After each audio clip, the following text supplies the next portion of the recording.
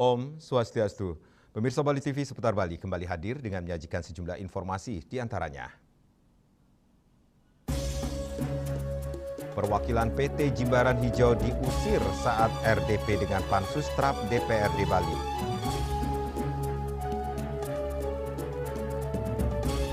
Gubernur Koster segera tuntaskan jalan shortcut Singaraja Menguitani. Jangan lewatkan juga informasi menarik lainnya yang sudah disiapkan tim redaksi kami. Bersama saya, Made Sukadenekarang, inilah Seputar Bali selengkapnya.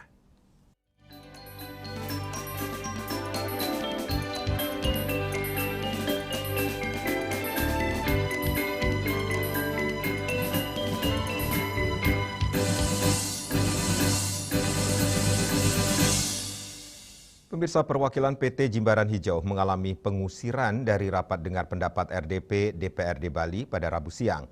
Kejadian bermula saat perwakilan legal PT Jimbaran Hijau Ignatius Suryanto menolak menandatangani kesepakatan terkait akses warga untuk renovasi pura. Ignatius berdalih harus berkoordinasi terlebih dahulu dengan pimpinan direksi PT Jimbaran Hijau.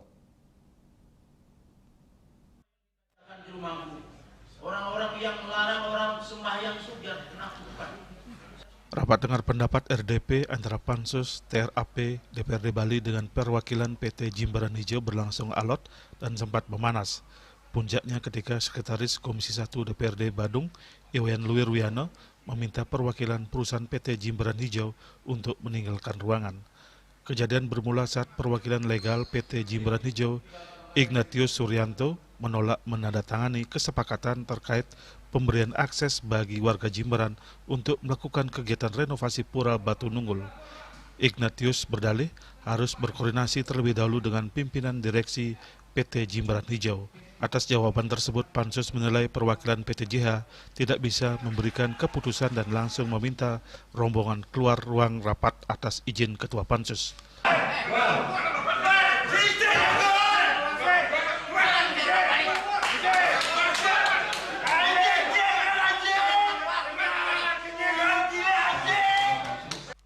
Meninggalkan ruang rapat DPRD Bali, Ignatius juga menolak memberikan keterangan kepada awak media. Sedikit aja Pak. Biar ada Pak, artinya intinya Jimbaran Hijau gimana Pak atas rapat ini Pak? Rapat dengar pendapat antara Pansus TRAP DPRD Bali dan PT JH serta perwakilan masyarakat asal Jimbaran tersebut berlangsung selama kurang lebih 4 jam dan diwarnai berbagai persoalan yang disampaikan oleh anggota DPRD, masyarakat desa adat Jimbaran serta tim ahli. Pada kesempatan tersebut, Ketua Pansus TRAP DPRD Bali, Imade Suparto, juga sempat meluapkan kekecewaannya saat meminta PT JH untuk membuka akses warga untuk melakukan aktivitas di kawasan pura. Ini kan keterlaluan, apapun alasannya Pak. Nggak bisa kayak gitu. Ini umat Hindu, ini jangan kita jadi tamu di rumah sendiri. Ya, saya kan tadi udah bilang itu, SHGB itu nggak boleh di pura Pak. Kalau tuh Pak bilang SHGB nomor sekian, saya udah baca itu laporan juga dari Kasatpol PP. Jangan itu dipakai parameter, dipakai alasan untuk kemudian melarang orang melakukan kegiatan Pak. Itu nggak benar Pak, tolong toleransi sedikit Pak. Kita semua orang beragama Pak. Saya bicara urusan pura Pak, itu aja pentingnya. Kita di Bali Pak. Orang toleransi lah dikit, apapun alasannya. Anti nurani kita Pak. Ibadah orang itu. Kalau kita kasih ruang orang ibadah, melakukan kegiatan di tempat-tempat ibadahnya, pahala Pak. Kenapa kita tidak buat pahala? Saya prinsipnya itu saja, urusan lain nanti. Pada rapat, perwakilan warga Jimbaran juga mempertanyakan perbedaan luas lahan yang disampaikan pada PT JH dan BPN, yaitu 186 dan 78 hektar. Padahal menurut warga, luas lahan yang saat ini disengketakan mencapai 280 hektar. Jadi kami mohon kepada DPR khususnya untuk melihat izin-izin itu dan ada di warga. Jangan sampai memberikan perpanjangan HGB tanpa melihat apa yang ada di belakang. Karena izin-izin dan SK-SK itu sudah jelas. Pemerintah pusat dari tahun 1995 memberikan SK dengan jelas. Pemerintah pusat dan pemerintah daerah itu melindungi juga masyarakat adatnya. Karena mereka tahu bahwa Bali itu adalah pulau tradisi. Dan itu yang harus dijaga. Konflik antara PT Jimbaran Hijau dan warga desa adat Jimbaran telah berlangsung lama. Perusahaan dituding menghalangi akses warga menuju pura. Menurut perwakilan warga, selama 15 tahun terakhir, warga harus meminta izin kepada petugas keamanan perusahaan untuk bersembayang ke pura. Ari Wiratmaja dan Winata, Bali TV. Panitia Khusus Tata Ruang Aset Daerah dan Perizinan Pansus TRAP DPRD Provinsi Bali menggelar rapat dengar pendapat RDP. Agenda RDP adalah untuk mengklarifikasi dugaan pelanggaran tata ruang dan perizinan pembangunan Hotel Mulia yang berlokasi di Kelurahan Benoa, Kecamatan Kuta Selatan, Kabupaten Badung, Selasa siang 6 Januari 2026.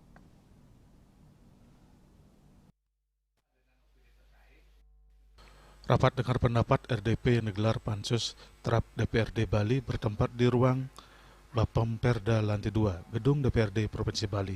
Agendanya adalah Hotel Mulia untuk mengklarifikasi dugaan pelanggaran tata ruang dan perizinan pembangunan. RDP dipimpin langsung Ketua Pansus TRAP DPRD Bali Imade Suparta. Hadir pula Sekretaris Pansus Idewo Nyawan Rai, Wakil Ketua Pansus Agung Bagustri Chandra Arka Gung Cok, dan anggota Pansus lainnya, Iwen Bawo dan Igede Harja Astawa. Pada rapat ini, Pansus TRAP meminta klarifikasi manajemen Hotel Mulia terkait dugaan pelanggaran tata ruang, ketinggian bangunan, pemanfaatan sempadan pantai, hingga kelengkapan dokumen perizinan. Selain itu, kewenangan pemasangan pengaman pantai berupa revetmen turut dipertanyakan karena wilayah pesisir berada di bawah kewenangan Dinas Kelautan Provinsi Bali. Dari aspek sosial dan keagamaan, Pansus TRAP juga mendalami status pura di kawasan hotel, apakah termasuk Pura Dangkayangan atau Pura Swagina yang berdampak pada radius kesucian. Jelas bersama tim terpadu. Itu Kadis Kelautan. Kedua, bila ada PADI sekarang dengan PADI Badung, ada apa ini? Terjadi perbedaan nama antara Dangkayangan dan Sugina ya. Karena kalau Dangkayangan dimasukin waktu itu tidak boleh dibangun 2,5 meter kan, 2,5 kilo. Maka waktu itu kemungkinan terjadi permainan. Tim ahli DPRD Bali Profesor Ana Agung Ketut Sudiana menegaskan bahwa Perda Provinsi Bali Nomor 2 Tahun 2023 tentang RT RWP Bali telah mengatur secara jelas batas ketinggian bangunan maksimal 15 meter atau setara 4 lantai. Jika ditemukan lebih dari itu, maka secara prinsip sudah melanggar tata ruang. Berarti titik nolnya itu adalah di atas permukaan tanah sesuai dengan terasering itu. Sehingga itu tidak ada alasan bangunan itu boleh dari 15 meter atau ketinggiannya yaitu 4 lantai tersebut. Nah, itu sebagai penegasan. Nah, jika itu memang ditemukan lebih dari itu, ya berarti itu kan melanggar tata ruang. Sementara itu, General Affair Hotel Mulia I Gusti Ngurah Raharja mengatakan mengapa dugaan pelanggaran baru dipersoalkan saat ini, mengingat hotel tersebut telah berdiri dan beroperasi sekitar 15 tahun. Ia menyatakan pihak hotel merasa telah mengantongi perizinan lengkap dan menegaskan tidak mengambil hak publik. Dapatnya kan tidak semua miliknya pemerintah, kan milik kami juga. Kan masa separuh pantai semua dikosongin, kalau tamu kami mau berjemur di mana? Artinya tetap untuk publik ada. Ada publik, ada. Kita tidak ngambil hak publik kok. Ya. Tapi kalau publik mau duduk di kursi itu yang Oh jangan, maaf ya. Pansus TRAP DPRD Bali memastikan hasil RDP ini akan ditindaklanjuti melalui peninjauan lapangan serta pendalaman dokumen perizinan. Jika terbukti terjadi pelanggaran, Pansus menegaskan akan merekomendasikan langkah tegas sesuai aturan yang berlaku. Winata, Bali TV. Panitia Khusus Tata Ruang, Aset dan Perizinan DPRD Bali segera menuntaskan penanganan dugaan pelanggaran tata ruang di kawasan Jatiluwih Tabanan. Pansus TRAP menjadwalkan rapat dengar pendapat dengan mengundang Bupati Tabanan dan pihak terkait pada hari Kamis 8 Januari 2026 di gedung DPRD Bali.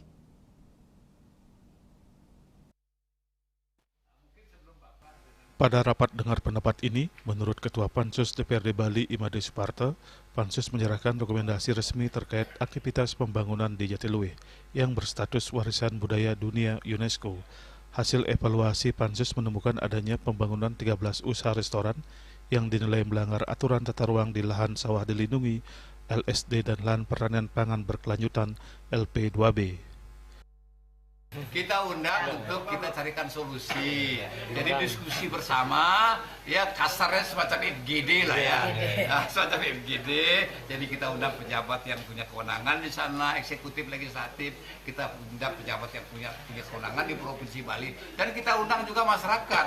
Dan kemudian lembaga-lembaga lain. Dan kemudian yang paham betul tentang situs warisan budaya dunia ini. Kita undang.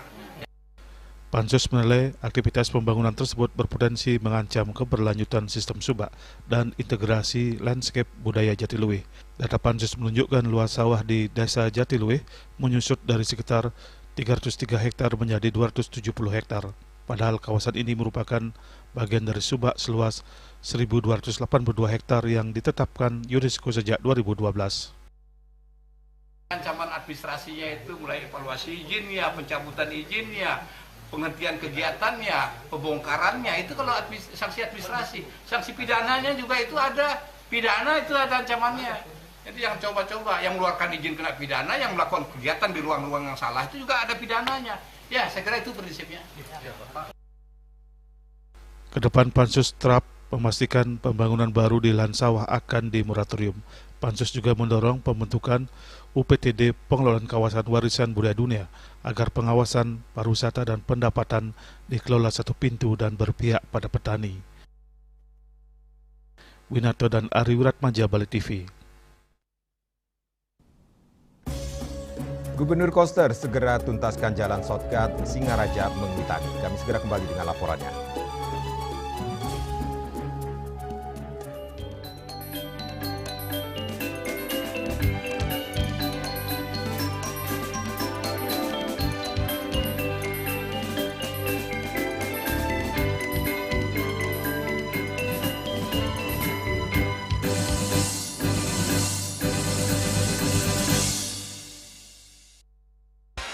Kak Srido sekarang sibuk apa? Sabtu Minggu ada game. Serpet aduh. Luwak hitam baru dengan teknologi slow roasting bikin nyaman di lambung. Selamat kepada para pemenang undian Kopi Luwak. Terima kasih Kopi Luwak. Menangkan 50 juta atau nonton bareng sepak bola di Amerika. Untuk kalian yang belum menang, buruan kirim. Jangan sampai ketinggalan. Luwak hitam baru, nggak kemanisan, mantap. Emco, cat kayu dan besi. Om Swastiastu. Assalamualaikum warahmatullahi wabarakatuh. Salam sejahtera. Salam namo buddhaya. Rahayu, rahayu, rahayu. Amitabha. Bapak Ibu, para stakeholder, mitra kerja yang tumbuh berkembang bersama kami dengan mengucap rasa penuh syukur kehadirat Tuhan Yang Maha Esa, Ideng Yang Widiwasa. Kami, manajemen dan seluruh keluarga besar Bank BPR Kanti menyampaikan rasa apresiasi dan penghargaan yang setinggi-tingginya atas dukungan serta kerjasama yang telah terjalin sepanjang tahun 2025 dan tentu dalam pemenuhan rencana bisnis bank. Capaian ini merupakan hasil komitmen bersama, sinergi yang terbangun berkontribusi positif terhadap pencapaian kinerja perusahaan secara prudent dan berkelanjutan. Semoga keberhasilan yang telah diraih menjadi kesuksesan bagi kita semua, serta kerjasama yang strategis ini diharapkan dapat terus ditingkatkan melalui kerjasama yang semakin solid pada tahun-tahun mendatang. Selaras dengan ketentuan peraturan perundang-undangan yang berlaku, guna mendukung penguatan tata kelola, manajemen risiko, serta pertumbuhan usaha yang sehat dan berkesinambungan. Om Santi, Santi, Santi Om.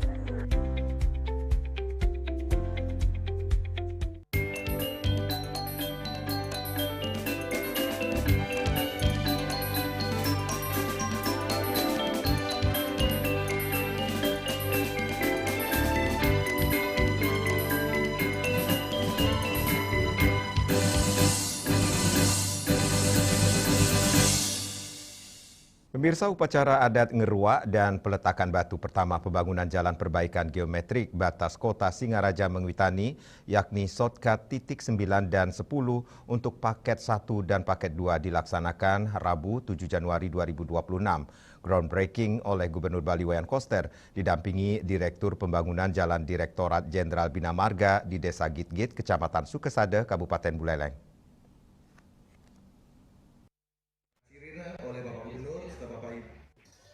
Pembangunan ini merupakan bagian dari strategi dari komitmen pemerintah Provinsi Bali bersama pemerintah pusat untuk menuntaskan konektivitas Bali Utara dan Bali Selatan, sekaligus meningkatkan keselamatan, efisiensi transportasi, dan kelancaran distribusi logistik.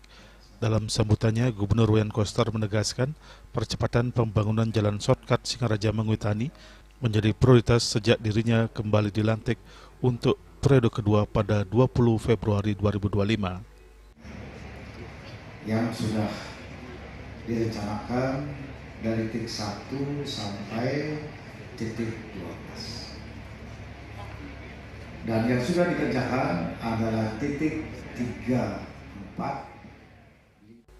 Kedepan Koster juga mendorong percepatan pembebasan lahan untuk titik 11 dan 12 yang memiliki medan paling berat. Yang menargetkan proses pembebasan lahan dimulai pada tahun 2026 sehingga konstruksi dapat dimulai pada akhir 2027 atau awal 2028 dan rampung sebelum akhir masa jabatannya pada 20 Februari 2030. Untuk itu ia fokus pada pembangunan infrastruktur yang menghubungkan Bali Utara, Selatan, Timur, Barat hingga Bali Tengah. Pembangunan konektivitas antar wilayah tersebut menjadi prioritas utama untuk mengurai kemacetan dan mendukung pemerataan pembangunan. Pemerintah pusat melalui Kementerian Pekerjaan Umum telah menyatakan komitmen penuh untuk mendukung percepatan pembangunan infrastruktur di Bali. Tol Gilimanuk Mengui tahun ini proses tender di Kementerian PU. Kemudian ada sejumlah jalan underpass, jalan baru, infrastruktur prioritas dalam 5 tahun ini. Dan Pasar Badung, juga ke Karangasem, dan Kabupaten Tagana. Gubernur Koster berharap pembangunan infrastruktur yang dimulai saat ini dapat berjalan lancar, aman, dan memberikan manfaat nyata bagi masyarakat Bali, sekaligus memperkuat posisi Bali sebagai destinasi pariwisata unggulan dunia. Sementara itu, Direktur Pembangunan Jalan Direktorat Jenderal Bina Marga, Asep Syarif Hidayat, menyampaikan Kementerian Pekerjaan Umum berkomitmen penuh mendukung pembangunan shortcut Singaraja Mengwitani. Untuk penanganan titik 9 dan 10, total panjang pekerjaan mencapai 3,90 km terdiri dari jalan sepanjang 2,95 km dan jembatan sepanjang 942 meter. Untuk proyek paket 1 memiliki nilai kontrak sebesar 290,84 miliar dengan masa pelaksanaan 750 hari kalender. Meskipun pembangunan jalan sepanjang 0,93 km dan 3 jembatan dengan total panjang 593 meter dengan pendanaan dari SBSN tahun anggaran 2025-2027. Singaraja Mengwitani shortcut 9 dan 10 paket 1 dan paket 2. Pembangunan jalan perbaikan geometrik batas kota Singaraja Mengwitani shortcut 9 dan 10 paket 1 dan 2 merupakan salah satu bagian dari rencana 12 shortcut pada ruas jalan Mengwitani Singaraja. Kondisi existing ruas jalan Singaraja Mengwitani memiliki tingkat risiko tinggi dengan kelandian mencapai 27% dan tercatat sekitar 140 kecelakaan per tahun dengan 16 korban meninggal dunia. Melalui perbaikan geometrik jalan ini, waktu tempuh dipangkas dari 21,22 menit menjadi 8,61 menit. Jumlah tikungan berkurang drastis serta tingkat kelandian diturunkan hingga maksimal 10%. Hingga saat ini Pemprov Bali telah membebaskan 316 bidang tanah senilai 193 miliar untuk mendukung pembangunan sejumlah titik shortcut. Namun demikian, untuk menuntaskan seluruh ruas Singaraja Mengwitani masih diperlukan pembangunan lanjutan pada titik 1 hingga 2, paket 3, titik 9 hingga 10, serta titik 11 hingga 12 dengan kebutuhan anggaran sekitar 512 miliar. Yasri Yuli, Bali TV. Wacana Gubernur Bali memverifikasi wisatawan mancanegara melalui saldo tabungan 3 bulan terakhir menuai respon beragam. Pengamat pariwisata yang juga Ketua Fraksi Gerindra DPRD Badung, Iwayan Puspanegara, menilai gagasan ini positif untuk menjaga kualitas pariwisata Bali. Namun ia mengingatkan perlu formula matang dan payung hukum yang jelas agar tidak berdampak pada masyarakat kecil. Upaya pemerintah Provinsi Bali menyaring wisatawan yang masuk ke Pulau Dewata terus menjadi sorotan. Salah satu wacana yang mencuat adalah pemeriksaan saldo tabungan wisatawan mancanegara sebagai bentuk verifikasi awal. Saat ditemui sidang tadi di Gedung Dewan Badung, Ketua Fraksi Gerindra DPRD Badung Iwayan Puspanegara menilai secara umum ide tersebut merupakan langkah baik terutama untuk menekan perilaku wisatawan bermasalah yang berpotensi memicu kriminalitas dan merusak citra destinasi. Menurutnya, sejumlah negara telah lebih dulu menerapkan kebijakan ketat dalam mengelola pariwisata, salah satunya Bhutan yang membatasi kunjungan wisatawan melalui syarat finansial dan proses visa yang ketat. Namun Puspanegara menegaskan wacana pemeriksaan saldo tabungan di Bali masih menyisakan banyak pertanyaan, terutama terkait mekanisme, regulasi, dan dasar hukumnya. Pasalnya kebijakan ini hanya menyasar wisatawan mancanegara, sementara wisatawan domestik tidak dikenakan aturan serupa. Ia menilai secara arah pembangunan pariwisata menuju kualitas, kebijakan ini masuk akal. Namun hingga kini belum ada peraturan daerah yang memberi kewenangan untuk memeriksa saldo tabungan wisatawan asing.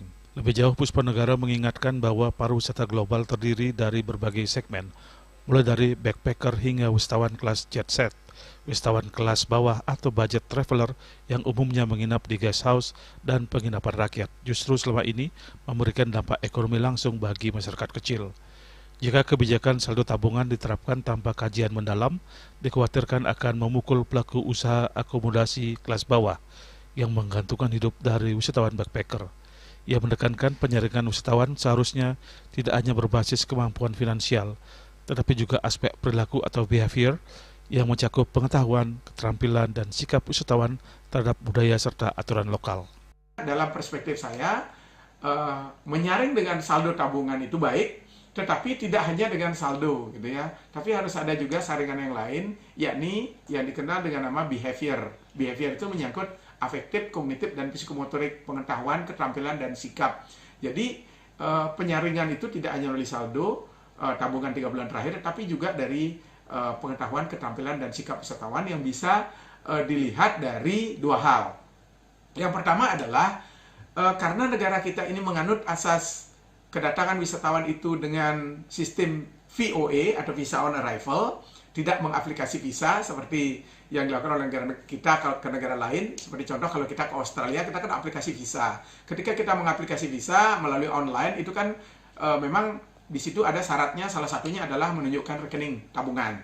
Kalau tabungannya di bawah 50 juta, biasanya visanya tidak keluar gitu ya, karena memang ditentukan dari situ. Nah, oleh karena itu, kita ingin melihat formula yang tepat dulu tentang bagaimana cara wisatawan itu bisa menunjukkan tabungan, karena visa wisatawan yang masuk ke kita ini dari 169 negara kalau tidak salah itu menggunakan visa on arrival. Jadi pemeriksaan tabungan itu terjadi di sini, tidak di negaranya gitu. Nah, ini mungkin akan terjadi kesulitan dan ini harus diatur karena hak untuk melihat tabungan wisatawan ini kan kita payung hukumnya belum ada. Sementara kedutaan besar kita yang ada di negara-negara yang menjadi kontributor wisatawan ini belum ada langkah pemeriksaan seperti itu kecuali mereka yang mengaplikasi visa ke negara kita. Puspanegara menegaskan upaya meningkatkan kualitas pariwisata Bali harus tetap berpijak pada kepentingan masyarakat lokal. Setiap kebijakan penyaringan wisatawan diharapkan tidak hanya menjaga citra Bali, tetapi juga memastikan manfaat ekonomi pariwisata tetap dirasakan seluruh lapisan masyarakat. Indrawan, Bali TV. Fakultas Bisnis Pariwisata dan Pendidikan Universitas Triatma Mulia resmi melepas 189 mahasiswa peserta kuliah kerja nyata KKN tahun 2026. Acara tersebut berlangsung di Aula Lantai 4 SMK Pariwisata Triatma Jaya Badung pada hari Rabu 7 Januari 2026.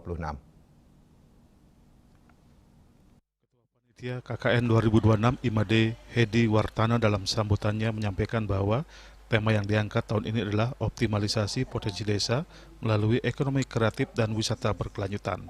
KKN 2026 akan menjadi ruang nyata bagi mahasiswa untuk mengoptimalkan potensi desa dengan pendekatan ekonomi kreatif yang beriringan dengan konsep pariwisata berkelanjutan. Ia merinci pelaksanaan KKN tahun ini akan berlangsung selama 5 minggu, mulai 12 Januari hingga 20 Februari 2026 dengan lokasi penempatan tersebar di 8 desa di 3 kabupaten di Bali. Di Kabupaten Badung, mahasiswa akan ditempatkan di 4 desa yakni Desa Abian Base, Dalung, Penarungan, dan Mengui. Sementara di Kabupaten Tabanan, KKN dilaksanakan di Desa Cepake dan Belumbang. Di Kabupaten Gianyar, mahasiswa akan mengabdi di Desa Petak Kaje dan Bedulu. Dekan Fakultas Bisnis, Pariwisata, dan Pendidikan IGD Heri Sugiarto Asana menegaskan pesan penting yang harus dijaga selama KKN berlangsung. Mahasiswa harus menjaga nama baik alma mater dan fakultas. KKN bukan hanya program akademik, tetapi momentum belajar tentang realitas kehidupan masyarakat. Bagaimana teori di bangku kuliah bertemu dengan kenyataan di lapangan. Menurutnya, isu strategis yang bisa digali mahasiswa saat ini salah satunya adalah permasalahan sampah di Bali yang berpotensi menjadi pintu masuk pengembangan ekonomi kreatif di desa. Jika sampah dikelola dengan baik, ini bisa menjadi sumber kreativitas dan peluang ekonomi baru untuk membantu mengatasi masalah lingkungan sekaligus meningkatkan kesejahteraan desa. Rektor Universitas Triatmamulya Iketut Putra Suartana secara resmi melepas mahasiswa KKN 2026.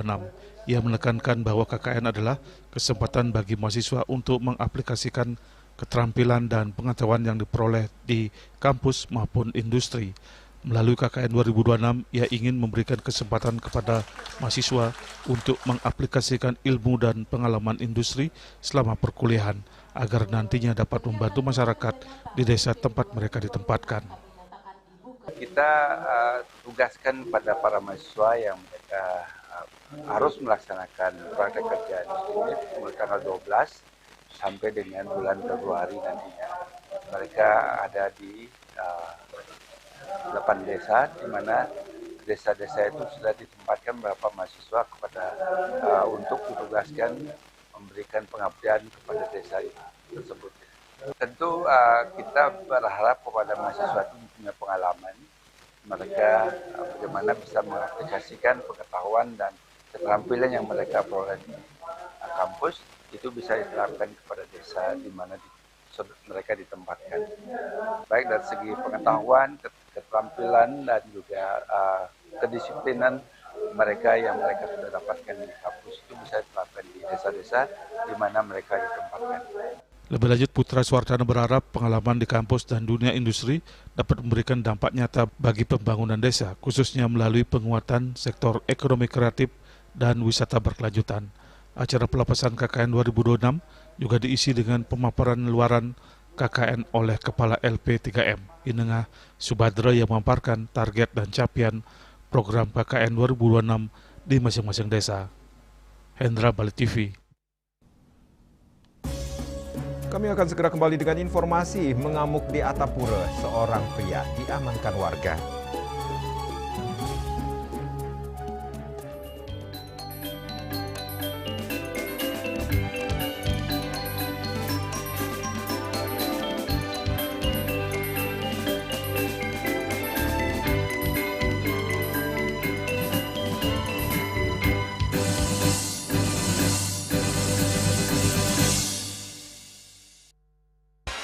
Kak Srido sekarang sibuk apa? Sabtu Minggu ada game. Serpot aja dulu. Luak hitam baru dengan teknologi slow roasting bikin nyaman di lambung. Selamat kepada para pemenang undian Kopi Luwak. Terima kasih Kopi Luwak. Menangkan 50 juta atau nonton bareng sepak bola di Amerika. Untuk kalian yang belum menang, buruan kirim. Jangan sampai ketinggalan. Luwak hitam baru, nggak kemanisan, mantap. Cat Color dengan daya sebar yang luas, cepat kering, dilengkapi 39 pilihan warna. Kualitas dijamin terbaik. Cat Color, harga ekonomis.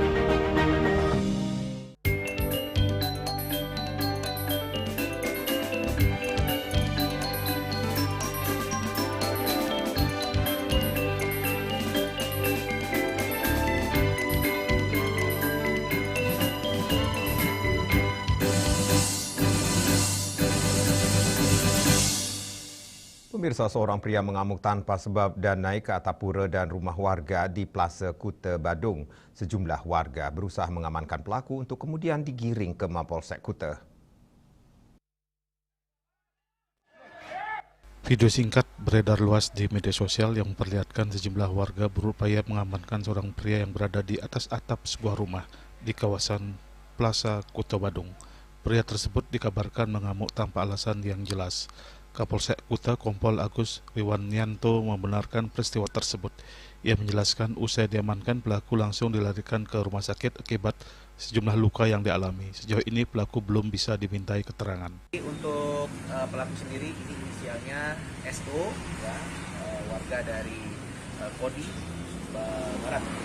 Jadi pelaku sudah berhasil kita amankan bersama dengan masyarakat dan saat ini pelaku sedang ditangani intensif di rumah sakit untuk diobati. Ya, untuk sementara pelaku sendiri belum bisa kita interogasi karena memang tadi masih sedang menjalankan proses pemeriksaan kesehatan. Nanti kalau seandainya sudah sehat, nanti kita akan meminta ataupun mengambil keterangan dari yang bersangkutan. Agus juga menjelaskan dari peristiwa tersebut petugas menerima 2 laporan warga terkait perusakan atap rumah dan pura serta seorang warga terluka akibat ulah pelaku. Raiswantara, Bali TV. Pengaturan kasus perzinahan pada KUHP yang baru dengan KUHP yang lama tidak jauh berbeda. Namun pada KUHP yang baru terdapat perluasan pengaturan terkait perzinahan. Kasus perzinahan pada KUHP yang lama diatur pada pasal 284, sedangkan pada KUHP yang baru pengaturan perzinahan ada pada pasal 411 dan pasal 412. Pada pasal 284, perzinahan diancam dengan pidana penjara paling lama 9 bulan. Sementara pada pasal 411 diancam pidana penjara paling lama 1 tahun dan pasal 412 diancam pidana penjara paling lama 6 tahun. Hal yang menjadi perbedaan perzinahan pada KUHP lama dan baru adalah perluasan pengaturan di mana pada KUHP lama kategori perzinahan dilihat dari pasangan yang sudah menikah saja, sementara pada KUHP baru mengatur perzinahan pada pasangan yang sudah menikah maupun belum menikah. Menurut praktisi hukum Imade Syomya Putra, pasal perzinahan pada KUHP lama maupun baru tetap merupakan delik aduan. Pada KUHP baru, pengaduan bisa dilakukan oleh pasangan, orang tua maupun anak. Sementara terkait penangkapan maupun penggerebekan bisa dilakukan apabila terdapat barang bukti permulaan yang cukup dengan tenggang waktu 1 kali 24 jam. Dan apabila tidak terdapat barang bukti yang cukup, dilepas. Di samping itu, penangkapan juga harus dilengkapi dengan surat perintah penangkapan. Pasal perzinahan dalam KUHP baru itu ada di pasal 411. Praktek dari KUHP yang baru dengan KUHP yang lama terkait penangkapan saya rasa tidak ada perubahan. Tapi kalau berbicara tentang perzinahan yang ada, semuanya adalah delik aduan yang tidak hanya oleh pasangan, tapi juga bisa oleh orang tua atau anaknya. Nah, tentunya dengan dasar permulaan bukti yang cukup, misalnya kecurigaan berdasarkan bukti-bukti informasi atau pengamatan sebelumnya yang sudah dilakukan, maka penangkapan itu sebenarnya sudah bisa dilakukan, tapi berlaku 1 kali 24 jam. Raiswantara, Bali TV. Maraknya gangguan Kamtibmas, terutama keributan yang melibatkan anak kos, perlu dilakukan upaya antisipasi. Upaya tersebut diantaranya dilakukan Perjuru Banjar Buaji Anyar dan Pasar Timur, didampingi Babin Kamtibmas dan Babinsa dengan mengumpulkan pemilik rumah kontrakan dan kos-kosan. Mereka diharapkan turut andil jaga Kamtibmas dan melakukan pengawasan.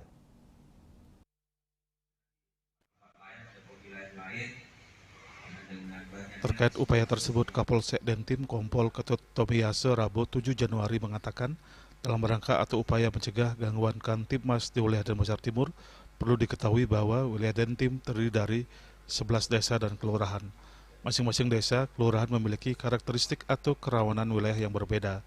Saat ini pihaknya fokus terhadap gangguan Kamtibmas, di mana banyaknya gangguan Kamtibmas yang dilakukan oleh masyarakat atau penduduk pendatang. Pihaknya mengambil langkah atau upaya bekerjasama dengan desa dan kelurahan untuk mengantisipasi terhadap warga pendatang yang ada di wilayah Denpasar Timur. Terkait komunikasi dengan pemilik rumah kontrakan atau kos, menurutnya itu ranah dari desa dan kelurahan. Baik, terima kasih. Jadi kami Kapolsek Denpasar Timur dalam rangka ada upaya kami mencegah terjadinya gangguan Kamtibmas di wilayah kami. Perlu diketahui bahwa wilayah kami adalah terdiri dari 11 desa dan kelurahan yang ada di Kecamatan Denpasar Timur, memiliki karakteristik yang tentunya atau kerawanan wilayahnya masing-masing berbeda. Dan saat ini kami juga fokus terkait dengan gangguan Kamtibmas, di mana di masyarakat berkembang banyaknya gangguan Kamtibmas yang dilakukan oleh masyarakat atau penduduk pendatang. Nah, tentunya kami melakukan langkah-langkah upaya bekerjasama dengan desa dan kelurahan untuk mengantisipasi terhadap warga pendatang yang ada di wilayah kami. Namun pihak tetap menghormati hak setiap warga negara untuk tinggal dimanapun di wilayah Indonesia dan terjamin keamanannya. Selain itu diharapkan ada rasa tanggung jawab bersama bagaimana masyarakat bisa menjaga keamanan atau terhindar dari kejahatan itu sendiri. Mantan Kabak Ops Polresta Denpasar ini menjelaskan masyarakat di Kota Denpasar cukup urban. Oleh karena itu, Babin Kamtibmas Polsek Dentim terus melakukan pendampingan di desa binaannya masing-masing. Ngurah Ken dan Mastika melaporkan.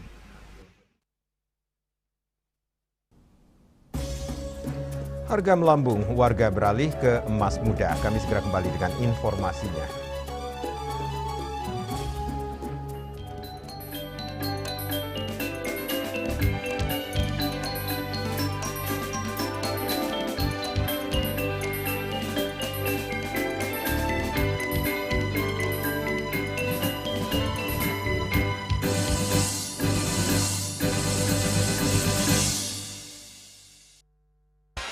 Kak Srido sekarang sibuk apa? Sabtu Minggu ada game. Serpot aduh. Luak hitam baru dengan teknologi slow roasting bikin nyaman di lambung. Selamat kepada para pemenang undian Kopi Luwak. Terima kasih Kopi Luwak. Menangkan 50 juta atau nonton bareng sepak bola di Amerika. Untuk kalian yang belum menang, buruan kirim. Jangan sampai ketinggalan. Luwak hitam baru, nggak kemanisan, mantap!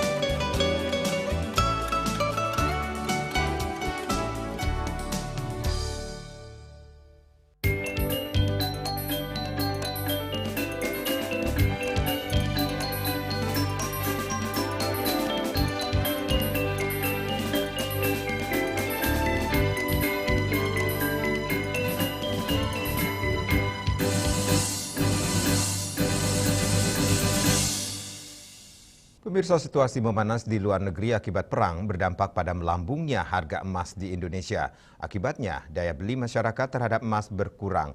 Sementara warga Bali sebagian beralih membeli emas kadar muda karena harganya terjangkau.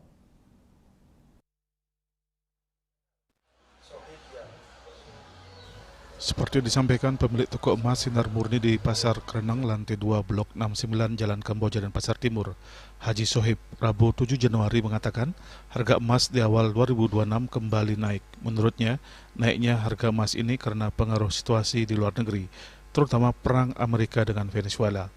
Sangat besar pengaruhnya, sebelumnya sempat anjlok. Menurut Haji Sohib, per hari ini harga emas 24 karat per gram Rp2.390.000 untuk yang lokal, sedangkan emas antam sekarang menyentuh harga 3 juta.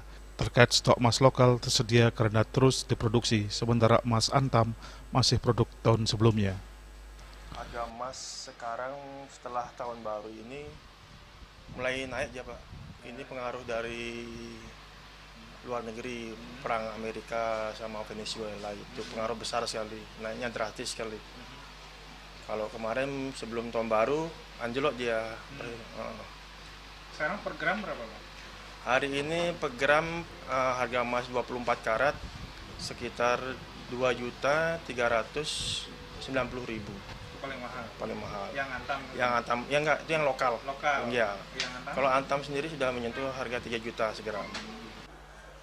Sedangkan konsumen di Bali menurut pemilik toko emas beralamat di Jalan Gunung Kalimutu Denpasar ini, sebagian beralih ke emas kadar muda karena lebih murah.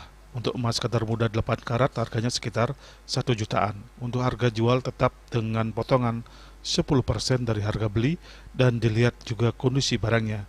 Saat ini daya beli masyarakat agak berkurang karena harga emas turun naik.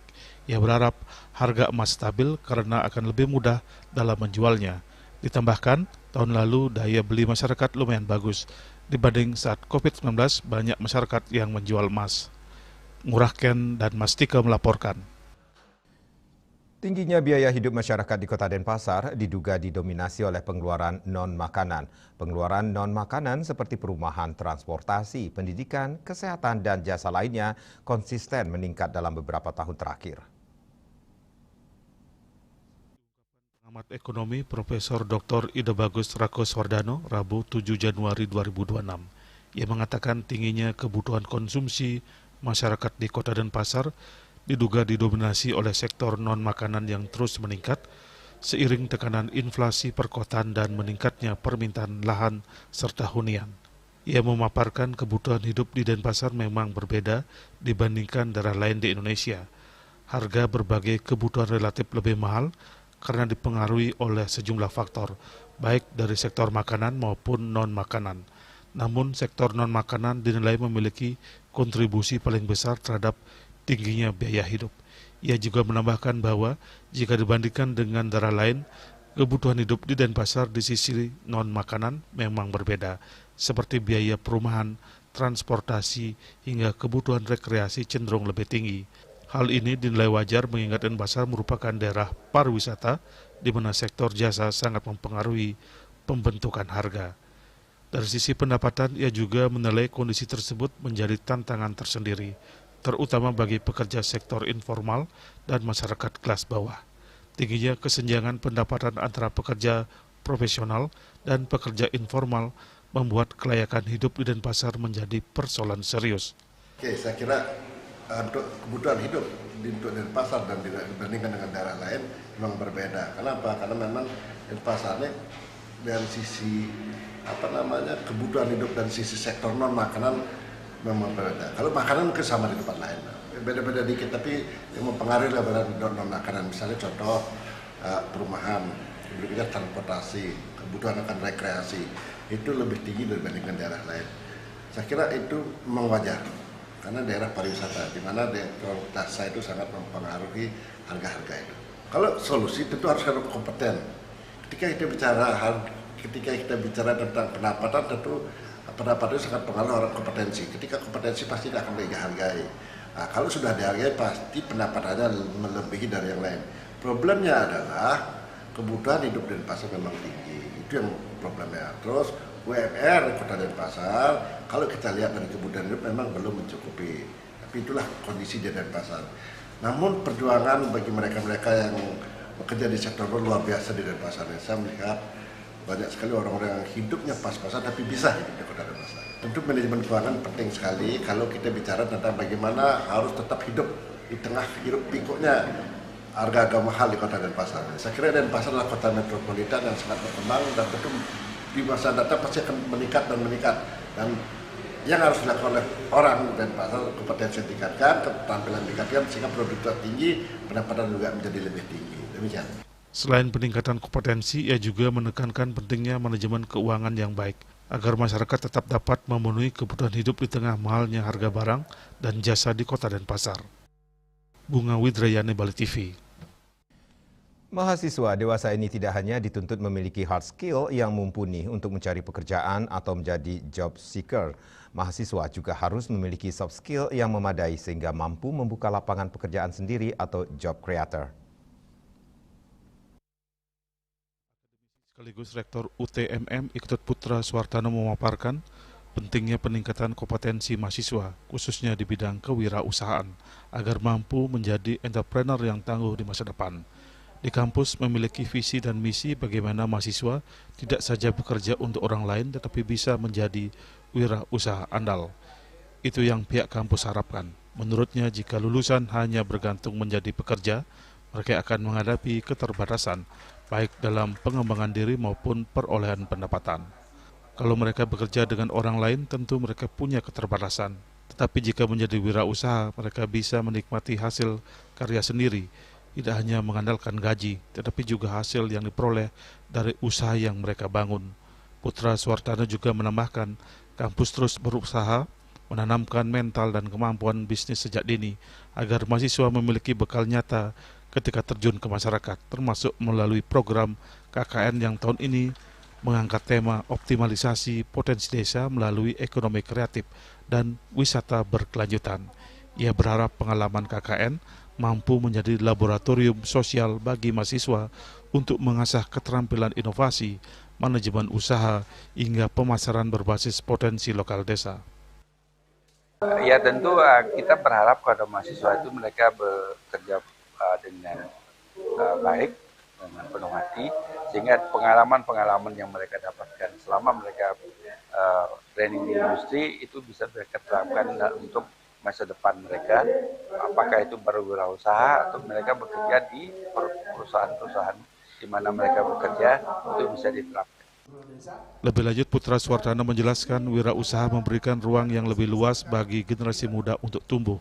Pihaknya ingin lulusan bukan sekedar pencari kerja, tetapi pencipta lapangan kerja, terutama di sektor ekonomi kreatif dan pariwisata berkelanjutan. Dengan dorongan tersebut, pihaknya optimis mahasiswa setelah lulus nanti mampu menjadi motor penggerak ekonomi desa sekaligus generasi entrepreneur muda yang berkontribusi bagi pembangunan daerah dan bangsa. Hendra Bali TV. Pemirsa, jangan beranjak dulu, kami segera kembali dengan laporan cegah flu dan batuk, kurangi aktivitas di luar rumah saat cuaca ekstrim.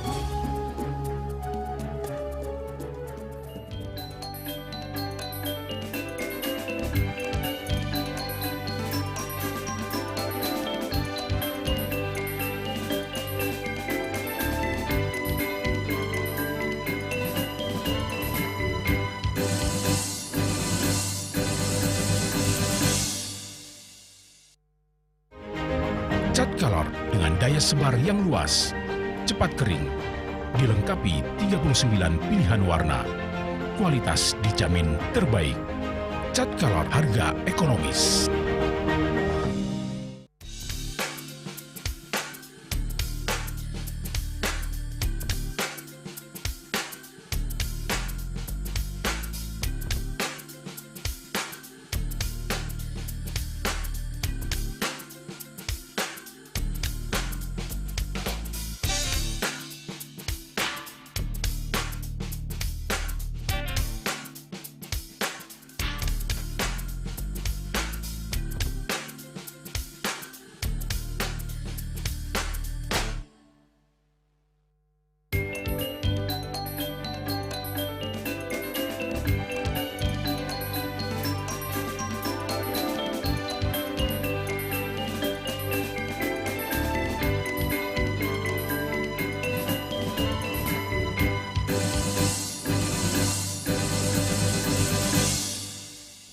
Pemirsa, perubahan cuaca yang disertai hujan dan kelembaban tinggi dapat meningkatkan resiko penularan penyakit saluran pernapasan.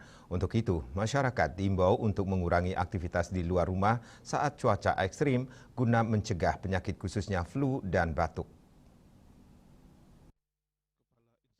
Gawat darurat RSUD Wangayo Kota Denpasar, Dr. Pandewayan Setiawan Mahendra mengatakan pencegahan flu pada prinsipnya dipengaruhi oleh kondisi tubuh dan lingkungan, di mana salah satu upaya utama yang dapat dilakukan adalah menerapkan perilaku hidup bersih dan sehat (PHBS). Selain menjaga daya tahan tubuh, faktor lingkungan juga perlu diperhatikan. Lingkungan yang bersih, tidak berdebu dan tidak lembab dapat membantu menurunkan risiko terjadinya flu. Ia mengingatkan masyarakat agar membatasi aktivitas di luar rumah saat cuaca ekstrim. Ia menganjurkan jika harus keluar rumah, gunakan masker, dan setelah kembali ke rumah segera membersihkan diri, serta mencuci tangan guna mencegah penularan penyakit. Untuk pencegahan di cuaca ekstrim untuk flu, jadi prinsipnya sih penyakit kan ada faktor ya, ada tubuh kita, penyebabnya sama lingkungan. Jadi yang bisa setelah beroperasi dari tubuh, setelahnya untuk pencegahan ya PHBS, pola hidup sehat bersih. Jadi bisa mulai dari makan yang bergizi, cukup istirahat, kemudian hindari stres. Dan untuk cuaca kondisi saat ini, ya kalau bisa tidak ada kepentingan keluar atau hujan, sebenarnya dalam rumah. Nah yang kedua yang dari penyebab ya karena itu kan virus itu, jadi bisa dari pemberian vaksin influenza, terutama untuk orang-orang yang risiko tinggi di lansia, anak-anak atau dengan penyakit kronis. Nah untuk lingkungan yang bersih, jadi tidak berdebu, tidak lembab, dan menyayangi juga dalam hal keluar tadi karena lingkungan saat ini cuaca buruk, hujan, angin begitu. Jadi pencegahannya seperti saya tadi bilang tadi bisa menghindari keluar. Kalaupun ada aktivitas di luar, mungkin hujanan itu sampai rumah segera mandi membersihkan diri. Sebenarnya karena virus kita sudah mengalami masa-masa COVID. Jadi sebenarnya sangat bagus dijalankan untuk saat ini untuk pencegahan untuk flu. Jadi standar ya cuci tangan sama memakai masker. Tapi yang penting juga adalah kesadaran diri sendiri nih, dalam artian misalkan kalau memang merasa sedang menderita flu, mungkin kalau bisa istirahat di rumah silakan, atau tidak agar menerapkan cara batuk yang baik. Jadi memakai masker, jika merasa flu, batuk atau meludah atau bersin-bersin tidak sembarangan itu. Dan untuk yang sehat, dia bisa dihindari untuk tak terlalu dekat sama yang sedang flu seperti itu. Dan untuk obat-obatan, ya sementara sih kalau memang ringan, gejalanya bisa obat-obatan bebas sesuai keluhan. Jika memberat, silakan ke vaskes yang tersedia. Terkait pengobatan, Dr. Pande menjelaskan untuk gejala ringan masyarakat dapat mengkonsumsi obat bebas sesuai keluhan. Namun apabila gejala semakin berat, disarankan segera datang ke fasilitas kesehatan terdekat untuk mendapatkan penanganan medis. Bunga Widrayani, Bali TV. Kodam 9 Udayana menggelar upacara penutupan Dikmaba Infanteri Gelombang Kedua tahun anggaran 2025 dan Diktukba Gelombang Pertama tahun anggaran 2026 di lapangan Wirayuda Bakti Rindam 9 Udayana, Rabu 7 Januari 2026. Upacara dipimpin Irdam 9 Udayana Brigjen TNI Subagio WG, dihadiri pimpinan Kodam, unsur Forkompimda dan keluarga peserta pendidikan.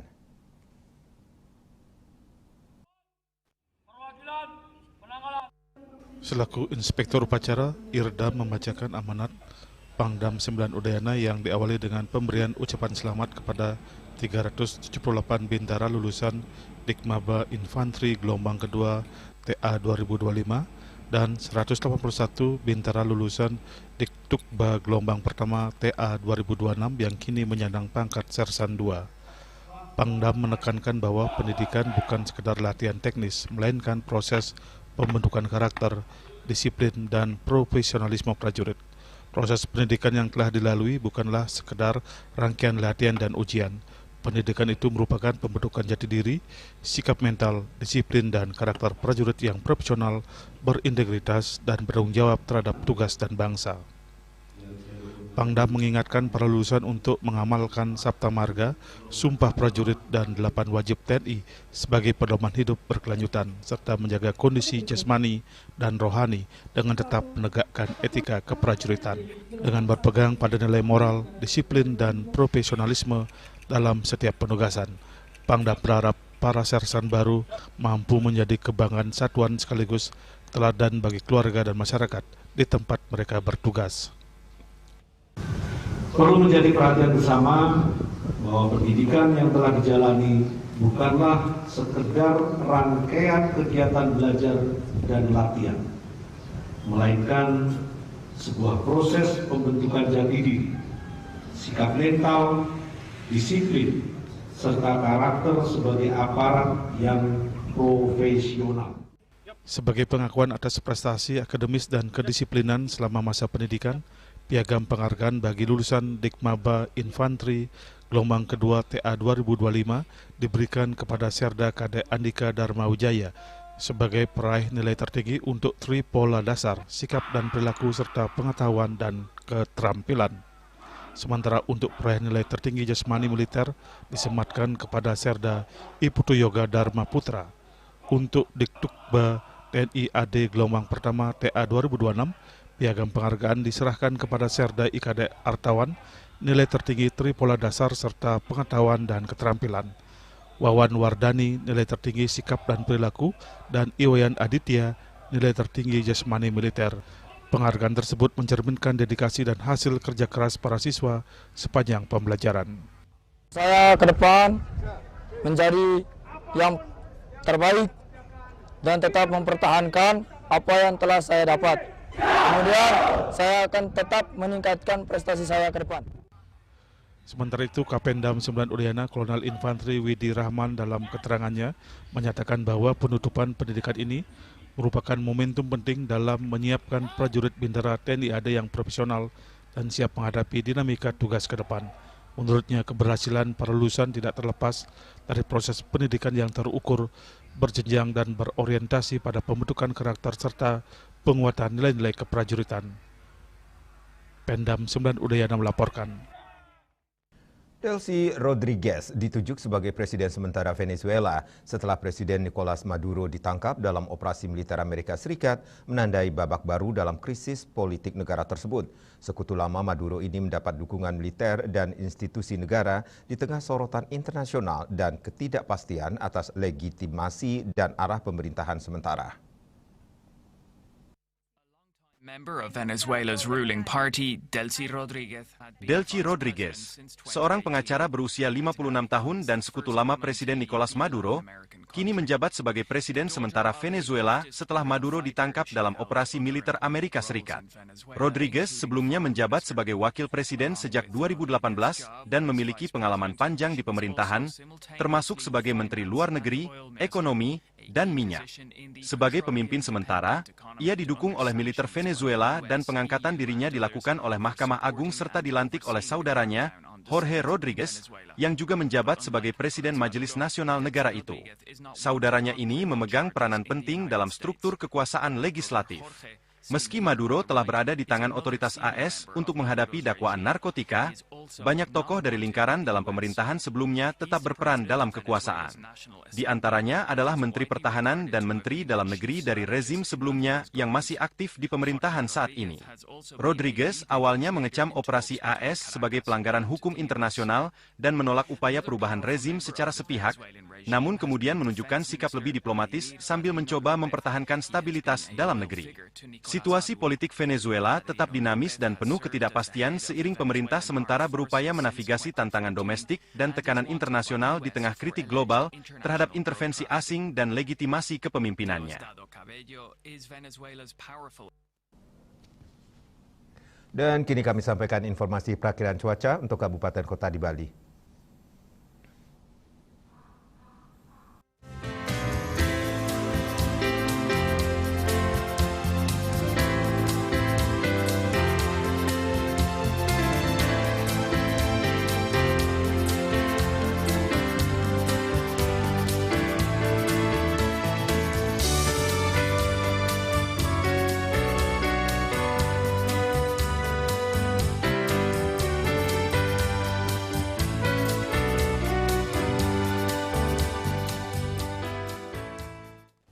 Seputar Bali bersama Minyak Kapun Gadapati Usada Bali, keluarga sehat, update terus informasi Anda dengan subscribe dan like YouTube channel Bali TV @newsbali.tv. Mewakili redaksi yang bertugas, saya Madi Sekudan Karang, pamit undur. Terima kasih atas perhatian Anda dan sampai jumpa. Om Santi, Santi, Santi, Om.